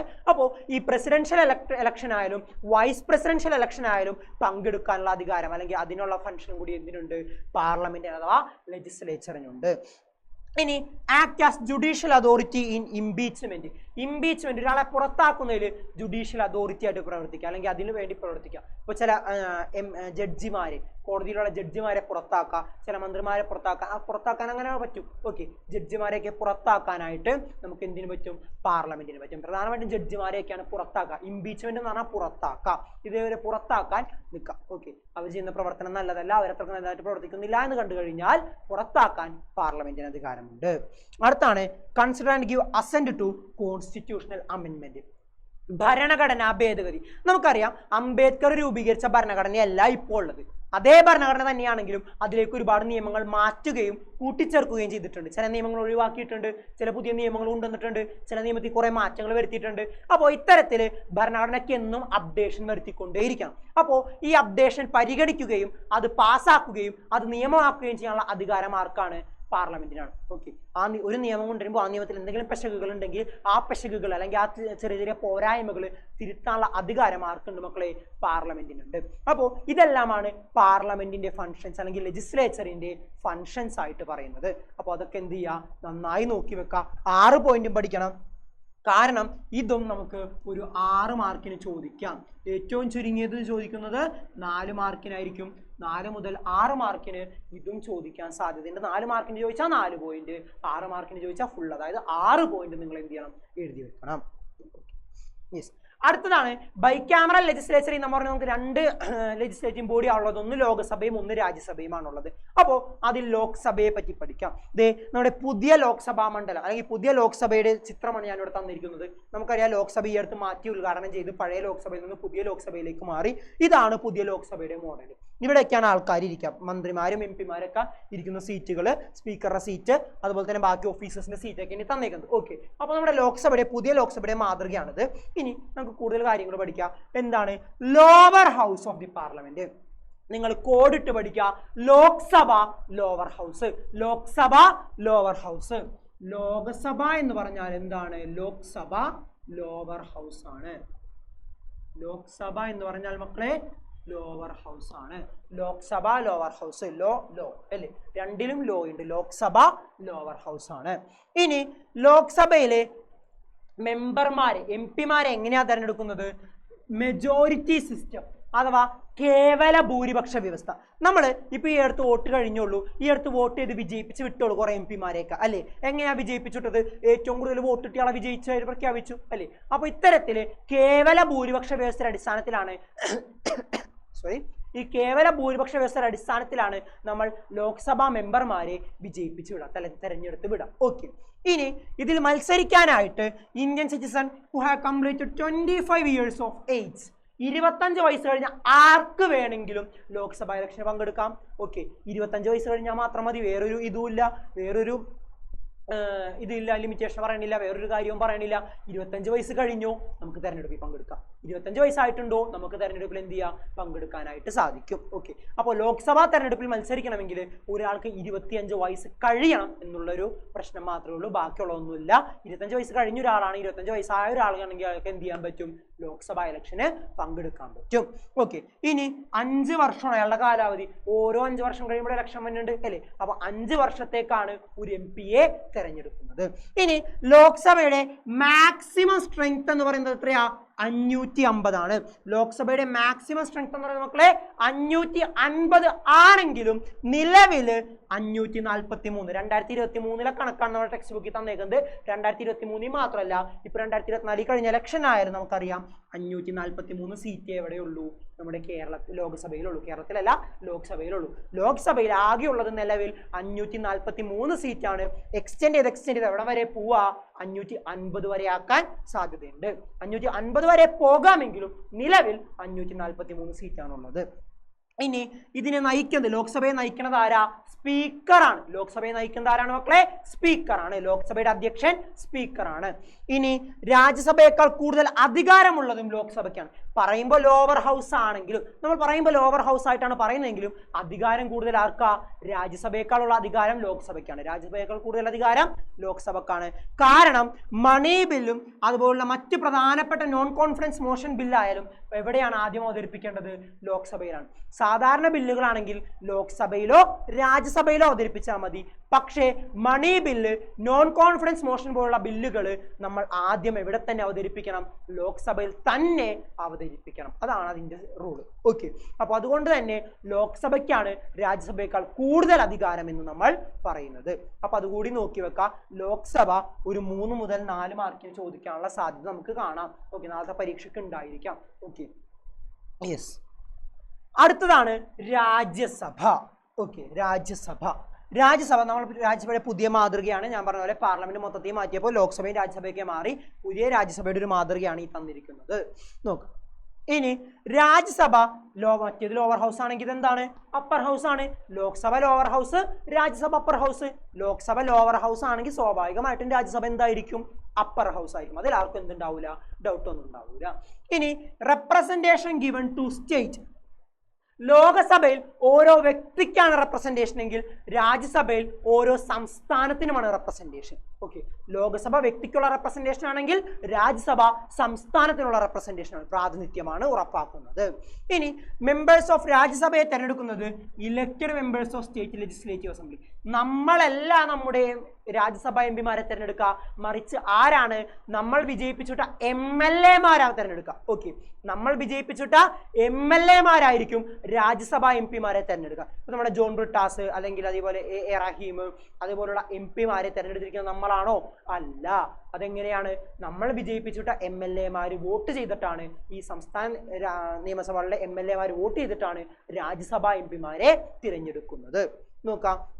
ഇനി 25 വയസ്സ് കഴിഞ്ഞാൽ 25 വയസ്സ് കഴിഞ്ഞാൽ ലോകസഭ സീറ്റിലേക്ക് മത്സരിക്കാൻ സാധിക്കുമെങ്കിൽ, രാജ്യസഭാ സീറ്റിലേക്ക് മത്സരിക്കണമെങ്കിൽ 30 വയസ്സ് കഴിയണം. 30 വയസ്സ് കഴിഞ്ഞ ഒരാൾക്ക് മാത്രമേ രാജ്യസഭാ സീറ്റിലേക്ക് മത്സരിക്കാനായിട്ട് സാധിക്കുള്ളൂ. 30 വയസ്സ് കഴിയണം. 25 വയസ്സാണെങ്കിൽ ലോകസഭയും 30 വയസ്സാണെങ്കിൽ രാജ്യസഭയും. രാജ്യസഭയും. ഓക്കെ, ഇനി രാജ്യസഭയെ പെർമനന്റ് ഹൗസ് എന്നാണ് വിളിക്കുന്നത്. രാജ്യസഭയ്ക്ക് അപ്പൊ 2 പേരുണ്ട്, അപ്പർ ഹൗസും ഉണ്ട് പെർമനന്റ് ഹൗസും ഉണ്ട്. നിങ്ങൾ നോക്കി നോക്കുക, അപ്പർ ഹൗസ് എന്ന് പറഞ്ഞാലും പെർമനന്റ് ഹൗസ് എന്ന് പറഞ്ഞാലും വിളിക്കുന്നത് എന്തിനെ തന്നെയാണ്? രാജ്യസഭയെ തന്നെയാണ്. ഇനി 6 വർഷത്തെ കാലാവധി ഉണ്ട്. 6 വർഷത്തെ കാലാവധിയാണ് എന്തിനുള്ളത്? രാജ്യസഭാംഗങ്ങൾക്കുള്ളത്. ലോക്സഭാ അംഗങ്ങൾക്ക് 5 വർഷമാണെങ്കിൽ രാജ്യസഭാ അംഗങ്ങൾക്ക് 6 വർഷത്തെ കാലാവധിയാണുള്ളത്. ഇനി രാജ്യസഭയെ ലീഡ് ചെയ്യുന്നത് അധ്യക്ഷൻ എന്ന് പറയുന്നത് വൈസ് പ്രസിഡന്റ് ആണ്. രാജ്യസഭയുടെ അധ്യക്ഷൻ എന്ന് പറയുന്ന മക്കളെ വൈസ് പ്രസിഡന്റ് ആണ്, ഉപരാഷ്ട്രപതിയാണ്. ഇനി രാജ്യസഭയുടെ മാക്സിമം സ്ട്രെങ്ത് ഇപ്പോ 250 ആണ്. ഇതിൽ 238 പേരെയും സംസ്ഥാന നിയമസഭകളിലെ MLA മാർ തെരഞ്ഞെടുക്കുമെങ്കിൽ ബാക്കിയുള്ള 12 പേരെ രാഷ്ട്രപതി നോമിനേറ്റ് ചെയ്യുന്നതാണ്, പ്രസിഡന്റ് നോമിനേറ്റ് ചെയ്യുന്നതാണ്. നിങ്ങൾ നോക്കി വെക്കുക, രാജ്യസഭയിലെ മാക്സിമം സ്ട്രെങ്ത് 250 ആണ്. ആ 250-ൽ 238 പേരെയാണ് തിരഞ്ഞെടുക്കുന്നത്. ബാക്കിയുള്ള 12 പേരെ എന്ത് ചെയ്യുന്നതാണ്? രാഷ്ട്രപതി നേരിട്ട് നോമിനേറ്റ് ചെയ്യുന്നത്. നമ്മുടെ PT ഉഷയൊക്കെ MP ആയത് അങ്ങനെയാണ്, രാഷ്ട്രപതി നോമിനേറ്റ് ചെയ്തതാണ്. രാഷ്ട്രപതി നേരിട്ട് നോമിനേറ്റ് ചെയ്ത് MP ആവുന്നതാണ് ആര്? രാജ്യസഭയിലെ ബാക്കിയുള്ള 12 MP മാര്. അപ്പോൾ അതും കൂടി നിങ്ങൾ എന്ത് ചെയ്തേക്കാം? നോക്കി വെച്ചേക്കാം. ലോകസഭ അല്ലെങ്കിൽ രാജ്യസഭ ഒരു ഷോർട്ട് നോട്ട് എഴുതാൻ, ഒരു ഷോർട്ട് എസ്സേ ക്വസ്റ്റ്യൻ വരാനുള്ള സാധ്യത ഓണപരീക്ഷയ്ക്ക് വളരെ വളരെ വളരെ കൂടുതലാണ്. യെസ്. അടുത്തതാണ് ചെറിയൊരു ഡെഫിനിഷൻ. എന്താണ് ഗവൺമെന്റ് ബില്ല്, എന്താണ് പ്രൈവറ്റ് ബില്ല്? വേറെ ഒന്നുമില്ലടാ, ബില്ല് എന്ന് പറഞ്ഞാൽ നിയമം കൊണ്ടുവരാൻ അവതരിപ്പിക്കുന്നതാണ്. ഒരു നിയമം നടപ്പിലാക്കുന്നതിന് മുമ്പ് അത് ലോകസഭയിലും രാജ്യസഭയിലും അവതരിപ്പിക്കുന്നതിനെയാണ് നമ്മൾ എന്ത് വിളിക്കുന്നത്? ബില്ല് എന്ന് വിളിക്കുന്നത്. അത് ഒരു മന്ത്രിയാണ് അവതരിപ്പിക്കുന്നതെങ്കിൽ ഗവൺമെന്റ് ബില്ല്. ബില്ലൊരു മന്ത്രിയാണ് അവതരിപ്പിക്കുന്നതെങ്കിൽ അതെന്തായിട്ട് മാറി? ഗവൺമെന്റ് ബില്ലായിട്ട് മാറി. നേരെ മറിച്ച് ബില്ല് ഒരു MP ആണ്, മന്ത്രിയല്ലാത്ത വേറെ ആരെങ്കിലുമാണ് അവതരിപ്പിക്കുന്നതെങ്കിൽ അതെന്തായിട്ട് മാറി? പ്രൈവറ്റ് ബില്ലായിട്ട് മാറി. ഒരു മന്ത്രി അവതരിപ്പിക്കുന്ന ബില്ല് ഗവൺമെന്റ് ബില്ലും, ഒരു MP അവതരിപ്പിക്കുന്ന ബില്ല് പ്രൈവറ്റ് ബില്ലും. ഓക്കെ, ഇത്രയേ ഉള്ളൂ, ചെറിയ വ്യത്യാസമേ ഉള്ളൂ. ഒരു മന്ത്രി അവതരിപ്പിക്കുന്ന ബില്ല് ഗവൺമെന്റ് ബില്ല്, ഒരു MP അവതരിപ്പിക്കുന്ന ബില്ല് പ്രൈവറ്റ് ബില്ല്. യെസ്. നോക്കാം, നമ്മുടെ ഏറ്റവും പ്രധാനപ്പെട്ട ഒരു സാധനമാണ് main stages through which a bill become a law. എങ്ങനെയാണ് ഒരു ബില്ല് നിയമമായി മാറണേന്ന് ഇതൊക്കെ നമ്മൾ 8ാം ക്ലാസ്സിൽ പഠിച്ചാണല്ലേ. ഇതിനകത്ത് ഭൂരിപക്ഷം കാര്യങ്ങൾ 8ാം ക്ലാസ്സിൽ പഠിച്ചത് തന്നെയാണ്. ഓക്കെ, അപ്പോൾ ഒരു നിയമം, ഒരു ബില്ല് എങ്ങനെയാണ് നിയമമായി മാറുന്നത് എന്ന് 8ാം ക്ലാസ്സിൽ പഠിച്ചാൽ നമുക്കറിയാം. 3 റീഡിംഗ് ആണുള്ളത്. First reading, second reading, third reading. അത് ഓരോന്ന് എന്താണെന്ന് നോക്കാം. ഓക്കെ, ബിൽ നമുക്കറിയാം ലോകസഭയിലോ രാജ്യസഭയിലോ അവതരിപ്പിക്കാം. മണി ബില്ലും അതുപോലെ പ്രധാനപ്പെട്ട ബില്ലുകളും ലോകസഭയിൽ മാത്രമേ അവതരിപ്പിക്കാൻ പാടുള്ളൂ. ഓക്കെ, നോക്കാം. ഇപ്പോൾ ഏതൊരു ബില്ലും മണി ബില്ലല്ലാത്ത മറ്റേത് പ്രധാനപ്പെട്ട ബില്ലായാലും നമുക്ക് എവിടെ വേണമെങ്കിലും അവതരിപ്പിക്കാം എന്ന് പറയുന്നുണ്ട്. അത് അവതരിപ്പിക്കുന്നതിനെയാണ് ഫസ്റ്റ് റീഡിംഗ് എന്ന് പറയുന്നത്. ഓക്കെ, ബില്ല് ലോകസഭയിൽ അല്ലെങ്കിൽ പാർലമെന്റിൽ ലോക്സഭയിലോ രാജ്യസഭയിലോ അവതരിപ്പിക്കുന്നതിനെ വിളിക്കുന്ന പേരാണ് ഫസ്റ്റ് റീഡിംഗ് അഥവാ 1ാം വായന. ബിൽ ഈസ് ഇൻട്രൊഡ്യൂസ്ഡ്, ബില്ലിനെ അവതരിപ്പിച്ചു, അതാണ് 1ാം വായന അഥവാ ഫസ്റ്റ് റീഡിംഗ്. ഇനി സെക്കൻഡ് റീഡിംഗ് എന്ന് പറഞ്ഞാൽ അതിൽ ചർച്ചകൾ നടക്കും. ഭരണപക്ഷവും പ്രതിപക്ഷവും MLA MP മാരും മന്ത്രിമാരും തമ്മിൽ ചർച്ചകൾ നടക്കും. അവരവരുടെ അഭിപ്രായങ്ങൾ പറയും. ആ അഭിപ്രായങ്ങൾ പറയുമ്പോൾ ആ അഭിപ്രായങ്ങൾ സ്വീകരിക്കാൻ പറ്റുന്നതാണെങ്കിൽ ഭരണകക്ഷി സ്വീകരിക്കും, അല്ല എങ്കിൽ തള്ളിക്കളയും. ഓക്കെ, അപ്പോൾ നമ്മുടെ പ്രതിപക്ഷത്തിരിക്കുന്ന MP മാരായാലും ഭരണപക്ഷത്തുള്ള MP മാരായാലും എന്ത് ചെയ്യും? ആ ബില്ലിൽ ഇങ്ങനെ ഒരു മാറ്റം വരുത്തണം, ഈ സാധനം മാറ്റി അതിനകത്ത് വേറെ എന്തെങ്കിലും ചേഞ്ചസ് വരുത്തണം. അങ്ങനെ വേണ്ട ചേഞ്ചസ്, മാറ്റങ്ങൾ നിർദ്ദേശിക്കുന്നത് ഏത് റീഡിങ്ങിലാണ്? സെക്കൻഡ് റീഡിങ്ങിലാണ്. ഓക്കെ, അപ്പോൾ ചർച്ചകൾ നടത്തി മാറ്റങ്ങൾ നിർദ്ദേശിക്കുന്നതാണ് ഏത്? സെക്കൻഡ് റീഡിംഗ് അഥവാ 2ാം വായന. 3ാം വായനയിൽ പാർലമെന്റ് ഒന്നില്ലെങ്കിൽ ആ ബില്ലിനെ സ്വീകരിക്കും, അപ്രൂവ് ചെയ്യും, അല്ലെങ്കിൽ അതിനെ തള്ളിക്കളയും, റിജക്ട് ചെയ്യും. ഒന്നില്ലെങ്കിൽ സ്വീകരിക്കും, അല്ലെങ്കിൽ തള്ളിക്കളയും. ഒന്നില്ലെങ്കിൽ അപ്രൂവ് ചെയ്യും, അല്ലെങ്കിൽ റിജക്റ്റ് ചെയ്യും. ഓക്കെ, അപ്രൂവ് ചെയ്താൽ നേരെ അതെന്ത് ചെയ്യും? സെക്കൻഡ് ഹൗസിലേക്ക് പോകും. ലോകസഭയിലാണെങ്കിൽ രാജ്യസഭയിലേക്ക് പോകും. രാജ്യസഭയിലാണ് അവതരിപ്പിച്ചതെങ്കിൽ അത് ലോകസഭയിലേക്ക് പോകും. എവിടെയാണോ അവതരിപ്പിക്കുന്നത് അവതരിപ്പിക്കാത്ത സ്ഥലത്തേക്ക് വീണ്ടും പോയി അവിടെയും ഈ പറഞ്ഞ 3 റീഡിംഗ് നടക്കും. അവിടെ നിന്ന് പിന്നെ നേരെ പ്രസിഡന്റിന്റെ അടുത്തേക്ക് പോകും. പ്രസിഡന്റ് ഒപ്പുവെച്ചാൽ ആ ബില്ല് നിയമമായിട്ട് മാറി. ഇതാണ് നമ്മുടെ ബില്ല് നിയമമാകുന്ന പ്രക്രിയ. ഇതൊക്കെ നമ്മൾ 8ാം ക്ലാസ്സിൽ വളരെ വിശദമായിട്ട് പഠിച്ചാണ്. അതെന്നെ വീണ്ടും പറഞ്ഞതാണ്. ഫസ്റ്റ് റീഡിംഗ് എന്ന് പറഞ്ഞാൽ ബില്ല് ഇൻട്രൊഡ്യൂസ് ചെയ്യുന്നു, ബില്ല് അവതരിപ്പിക്കുന്നു. സെക്കൻഡ് റീഡിംഗ് ഡിബേറ്റ് നടത്തി ചേഞ്ചസ് സജസ്റ്റ് ചെയ്യുന്നു, അല്ലേ? ചർച്ചകൾ നടത്തി മാറ്റങ്ങൾ നിർദ്ദേശിക്കുന്നു. 3ാം വായന തേർഡ് റീഡിംഗ് എന്ന് പറഞ്ഞാൽ എന്താണ്? അപ്രൂവ്സ് ഓർ റിജക്റ്റ് ബില്ലിനെ സ്വീകരിക്കുന്നു അല്ലെങ്കിൽ ബില്ലിനെ തള്ളിക്കളയുന്നു. Okay, yes. അടുത്തതാണ് കോൺസ്റ്റിറ്റ്യൂഷണൽ അമെൻമെന്റ്, ഭരണഘടനാ ഭേദഗതി. നമ്മൾ ഒരുപാട് കേട്ടിട്ടുണ്ട് ഭരണഘടനയിൽ ഭേദഗതി വരുത്തുക, മാറ്റങ്ങൾ വരുത്തുക എന്നർത്ഥം. ഭേദഗതി വരുത്തുക എന്നതുകൊണ്ട് ഉദ്ദേശിക്കുന്നത് മാറ്റങ്ങൾ വരുത്തുക എന്നതാണ്. കോൺസ്റ്റിറ്റ്യൂഷണൽ അമെൻമെന്റ് എന്ന് പറഞ്ഞാൽ ഭരണഘടനയിൽ മാറ്റങ്ങൾ വരുത്തുന്നതിനെയാണ്, ഭേദഗതി വരുത്തുന്നതിനെയാണ്. നോക്കാം, എ കോൺസ്റ്റിറ്റ്യൂഷണൽ അമെൻമെന്റ് is making correction, omission, addition to the constitution. ഭരണഘടനയിൽ തിരുത്തൽ വരുത്തുക, ഒഴിവാക്കുക അല്ലെങ്കിൽ കൂട്ടിച്ചേർക്കുക, അതിനെ വിളിക്കുന്ന പേരാണ് കോൺസ്റ്റിറ്റ്യൂഷണൽ അമെൻമെന്റ്. കോൺസ്റ്റിറ്റ്യൂഷണൽ അമെൻമെന്റ് എന്ന് പറഞ്ഞാൽ ഭരണഘടനയിൽ മാറ്റങ്ങൾ വരുത്തുക, തിരുത്തൽ വരുത്തുക, ഒഴിവാക്കുക, കൂട്ടിച്ചേർക്കുക, അതിനെ വിളിക്കുന്ന പേരാണ് മക്കളെ കോൺസ്റ്റിറ്റ്യൂഷണൽ അമെൻമെന്റ്. ഇനി article 368 empowers parliament to amend constitution. 368 article പ്രകാരമാണ് നമുക്ക് ഭരണഘടനയ്ക്ക് എന്ത് ചെയ്യാനുള്ള അധികാരം നൽകിയിരിക്കുന്നത്? കോൺസ്റ്റിറ്റ്യൂഷനെ അമെൻമെന്റ് ചെയ്യാൻ അല്ലെങ്കിൽ ഭരണഘടനയെ ഭേദഗതി ചെയ്യാനുള്ള അധികാരം പാർലമെന്റിന് കൊടുത്തിരിക്കുന്നത് 368 ആർട്ടിക്കിൾ പ്രകാരമാണ്. ആർട്ടിക്കിൾ 368 ആണ് പാർലമെന്റിന് ആ അധികാരം നൽകിയിട്ടുള്ളത്. ഇനി judiciary has a power to nullify any constitutional അമെൻമെന്റ് ലോ. അതായത് ഭരണഘടനയിലെ ഏത് നിയമത്തെയും റദ്ദാക്കാനുള്ള അധികാരം ആർക്കുണ്ട്? ജുഡീഷ്യറി, കോടതിക്കുണ്ട്. സുപ്രീം കോടതി അല്ലെങ്കിൽ നീതിന്യായ സംവിധാനത്തിനുണ്ട്, സുപ്രീം കോടതിക്കുണ്ട്.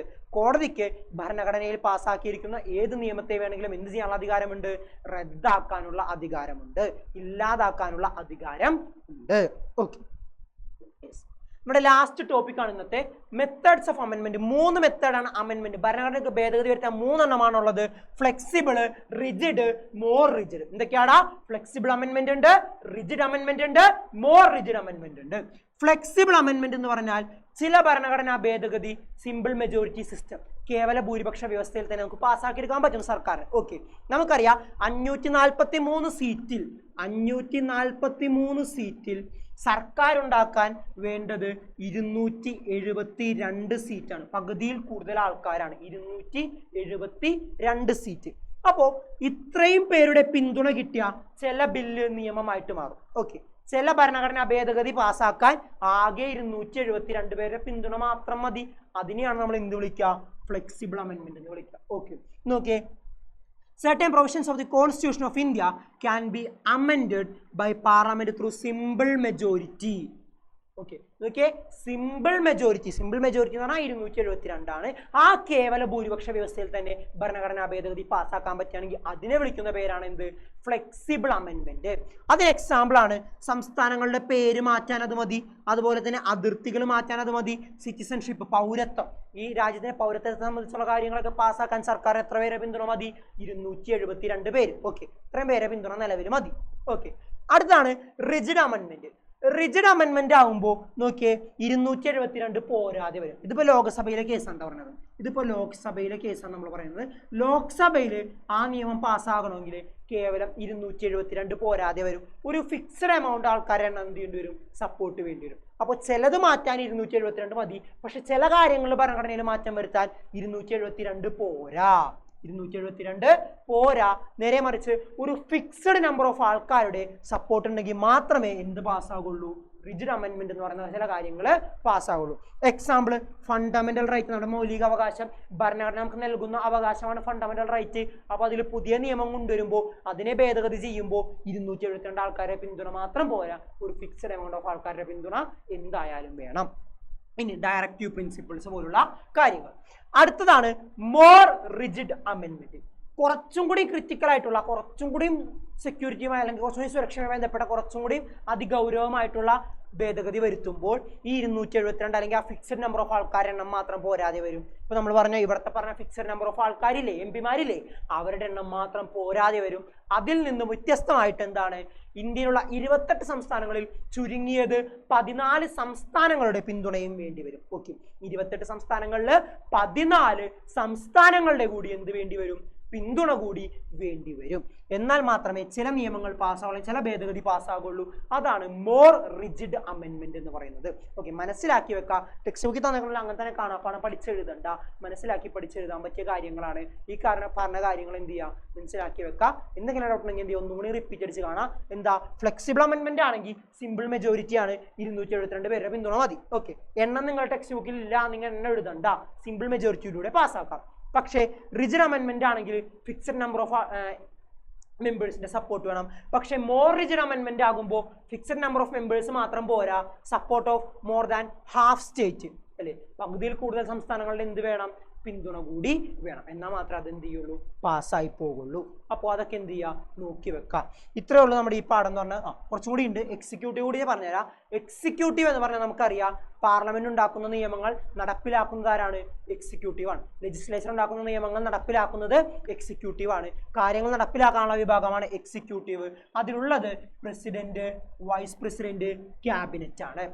ആ ക്യാബിനറ്റിന്റെ ഹെഡ് എന്ന് പറയുന്നത് പ്രൈം മിനിസ്റ്റർ ആയിരിക്കും. നമുക്കറിയാം എക്സിക്യൂട്ടീവ് കാര്യനിർവഹണ വിഭാഗത്തിലുള്ളത് പ്രസിഡന്റ് ഉണ്ട്, വൈസ് പ്രസിഡന്റ് ഉണ്ട്, ക്യാബിനറ്റ് മന്ത്രിസഭയുണ്ട്. ആ മന്ത്രിസഭയുടെ തലവൻ എപ്പോഴും ആരായിരിക്കും, പ്രൈം മിനിസ്റ്റർ ആയിരിക്കും, പ്രധാനമന്ത്രി ആയിരിക്കും. ഓക്കെ, ഇവരാണ് എന്തിലുള്ളത്, എക്സിക്യൂട്ടീവിലുള്ളത്, കാര്യനിർവഹണ വിഭാഗത്തിലുള്ളത്. അതായത് പാർലമെന്റ് പാസ്സാക്കുന്ന നിയമം നടപ്പിലാക്കുന്ന പ്രധാനപ്പെട്ട ആളുകൾ ആരാണ്, ഈ പറഞ്ഞ ആളുകളാണ്. യെസ്, എക്സിക്യൂട്ടീവിനെ പ്രധാനമായും രണ്ടായി ക്ലാസിഫൈ ചെയ്യാം, പൊളിറ്റിക്കൽ എക്സിക്യൂട്ടീവും പെർമനന്റ് എക്സിക്യൂട്ടീവും. എക്സിക്യൂട്ടീവിനെ പ്രധാനമായും രണ്ടായി ക്ലാസിഫൈ ചെയ്യാം, പൊളിറ്റിക്കൽ എക്സിക്യൂട്ടീവും പെർമനന്റ് എക്സിക്യൂട്ടീവും. പൊളിറ്റിക്കൽ എക്സിക്യൂട്ടീവില് president, prime minister, council of ministers ആരൊക്കെയാണ് ഉണ്ടാവുക, പ്രസിഡന്റ് ഉണ്ടാവും, പ്രധാനമന്ത്രി ഉണ്ടാവും, മന്ത്രിസഭ ഉണ്ടാവും. പക്ഷെ പെർമനന്റ് എക്സിക്യൂട്ടീവിൽ ആരാണ്ടാവുക, ബ്യൂറോക്രസി, നമ്മുടെ ഓഫീസേഴ്സ് ആണ് ഉണ്ടാവുക. ഓക്കെ, അതാണ് പേരിലുള്ള വ്യത്യാസം. പൊളിറ്റിക്കൽ എക്സിക്യൂട്ടീവ് രാഷ്ട്രീയപരമാണ്, പ്രസിഡന്റ് ആയാലും വൈസ് പ്രസിഡന്റ് ആയാലും പ്രധാനമന്ത്രിയൊക്കെ രാഷ്ട്രീയ പാർട്ടിയുടെ ആൾക്കാരാണ്. അപ്പോൾ അതാണ് പൊളിറ്റിക്കൽ എക്സിക്യൂട്ടീവ്. പെർമനന്റ് എക്സിക്യൂട്ടീവ് എന്ന് പറഞ്ഞാൽ ഉദ്യോഗസ്ഥർ, നമ്മുടെ ഉള്ള ഓഫീസേഴ്സ് ആണ്. ആ ഓഫീസേഴ്സ് ആണ് എന്ത്, ബ്യൂറോക്രസി എന്ന് പറയുന്നത്. ഓക്കെ, ഇനി ഈ പൊളിറ്റിക്കൽ എക്സിക്യൂട്ടീവിനെ നോമിനൽ എക്സിക്യൂട്ടീവ് എന്നും റിയൽ എക്സിക്യൂട്ടീവ് എന്നും തിരിക്കുക. നോമിനൽ എക്സിക്യൂട്ടീവ് പ്രസിഡന്റ് ആണ്, റിയൽ എക്സിക്യൂട്ടീവ് എന്ന് പറഞ്ഞാൽ പ്രൈം മിനിസ്റ്ററും മന്ത്രിസഭയുമാണ്. അത് ക്ലാസിഫിക്കേഷൻ നോക്കി വെക്കാം. എക്സിക്യൂട്ടീവിനെ രണ്ടായിട്ട് ക്ലാസിഫൈ ചെയ്യുന്നു, പൊളിറ്റിക്കലും പെർമനന്റും. പൊളിറ്റിക്കലില് പ്രസിഡന്റ് ഉണ്ട്, പ്രൈം മിനിസ്റ്റർ ഉണ്ട്, മന്ത്രിസഭയുണ്ട്. പെർമനന്റില് ബ്യൂറോക്രസി, ഉദ്യോഗസ്ഥരാണുള്ളത്. പൊളിറ്റിക്കൽ എക്സിക്യൂട്ടീവിനെ നോമിനൽ ആയിട്ടും റിയൽ എക്സിക്യൂട്ടീവ് ആയിട്ടും ക്ലാസിഫൈ ചെയ്യുക. നോമിനൽ എക്സിക്യൂട്ടീവിൽ ആരുണ്ട്, പ്രസിഡന്റ് മാത്രം. റിയൽ എക്സിക്യൂട്ടീവില് പ്രധാനമന്ത്രി, പ്രൈം മിനിസ്റ്ററും മന്ത്രിസഭ, കൗൺസിൽ ഓഫ് മിനിസ്റ്റേഴ്സുമാണ് ഉണ്ടാവുക. ഓക്കെ, വളരെ സിമ്പിൾ ആണ്. ഇത്രയും കാര്യങ്ങൾ ഈ ചാപ്റ്ററിൽ നിന്ന് എന്തായാലും പഠിച്ചു വെക്കുക. ഇത്രയും കാര്യങ്ങൾ മാത്രം പഠിച്ചാൽ മതി, ബാക്കിയുള്ള കാര്യങ്ങളൊക്കെ നമുക്ക് ഇനി വിശദമായിട്ട് പിന്നീട് പഠിക്കാം. ഇത്രയും ഇതിൽ നിന്നുള്ള ഉണ്ടാവുള്ളൂ. ഇതിന് ചോദിക്കാൻ ഏറ്റവും കൂടുതൽ ഇമ്പോർട്ടൻ്റ് ആയിട്ടുള്ള സാധ്യത ഉള്ളത് ഈ ഇത്രയും ക്വസ്റ്റ്യൻസ് ആണ്. ഈ ഒരു ചാപ്റ്റർ ഒരിക്കലും സ്കിപ്പ് ചെയ്യരുത് എന്നുള്ളതാണ് പറയാനുള്ളത്. ആദ്യത്തെ 2 ചാപ്റ്റർ നന്നായിട്ട് പഠിക്കുക, എന്നിട്ട് സമയം അനുസരിച്ച് ഇത്രയെങ്കിലും ചുരുങ്ങിയത് ഈ ചാപ്റ്ററിൽ നിന്ന് പഠിച്ചിട്ടുണ്ടാവണം. അപ്പോൾ എല്ലാവർക്കും വീഡിയോ ഇഷ്ടപ്പെട്ടെന്ന് വിചാരിക്കുന്നു. ഇഷ്ടപ്പെട്ടാൽ ലൈക്ക് ചെയ്യുക, ഷെയർ ചെയ്യുക, സബ്സ്ക്രൈബ് ചെയ്യുക. Okay, by.